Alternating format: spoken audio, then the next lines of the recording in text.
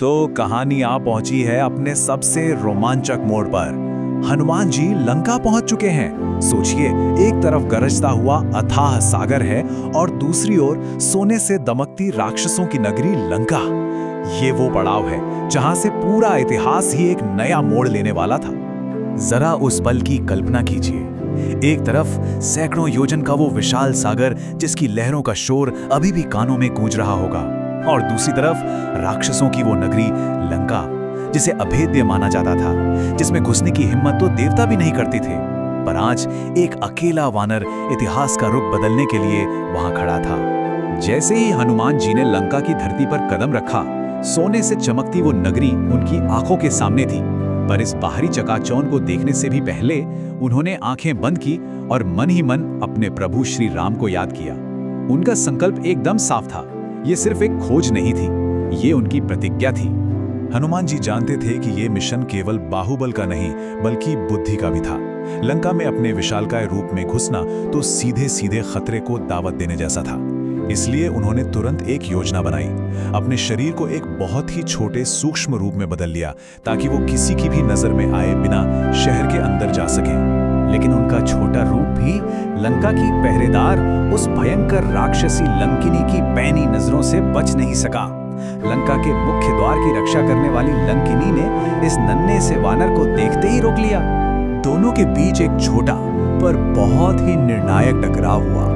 हनुमान जी के सिर्फ एक शक्तिशाली मुक्के ने लंकिनी को जमीन पर गिरा दिया, और गिरते ही लंकिनी को ब्रह्मा जी की एक पुरानी भविष्यवाणी याद आ गई। उसे ये समझने देर नहीं लगी कि इस वानर का आना असल में लंका के विनाश की शुरुआत है।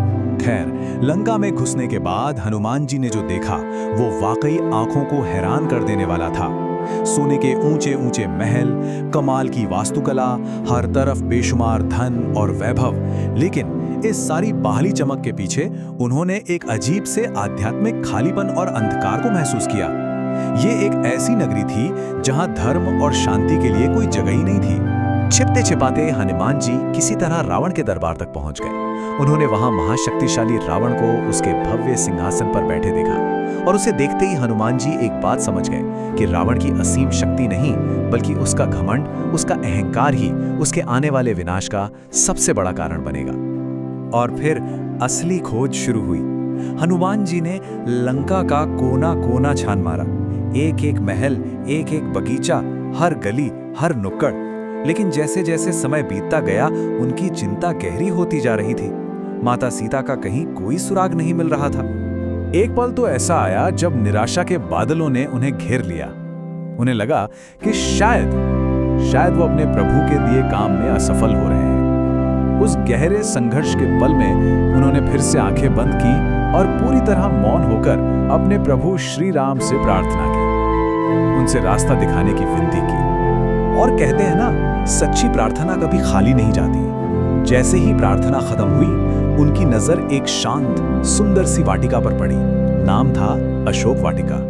और वहां एक अशोक के पेड़ के नीचे आखिरकार उन्होंने माता सीता को देख ही लिया। निराशा का सारा अंधेरा एक पल में छंट गया, और वो क्षण एक बहुत ही भावुक पल में बदल गया। माता सीता की हालत देखकर हनुमान जी का दिल टूट गया।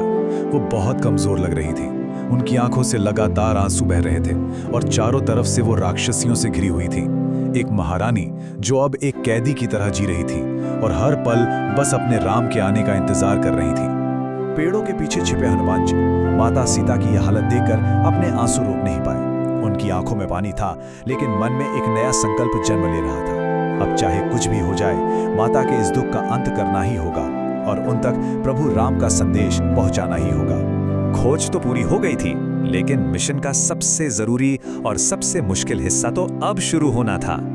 सबसे बड़ा सवाल यही था, क्या हनुमान जी इन राक्षसियों के कड़े पहरे के बीच माता सीता तक पहुंच पाएंगे और उन्हें श्री राम का संदेश दे पाएंगे? और क्या उनकी ये कोशिश गुप्त रह पाएगी, या रावण को इस घुसपैठिए के बारे में पता चल जाएगा, जिससे एक बहुत बड़ा संकट खड़ा हो सकता है? अगले भाग में हम देखेंगे इतिहास का सबसे भावुक मिलन, हनुमान और सीता का। और बस यहीं से शुरू होगी लंका दहन की वो महान गाथा। ये सब जानने के लिए हमारे साथ बने रहिएगा।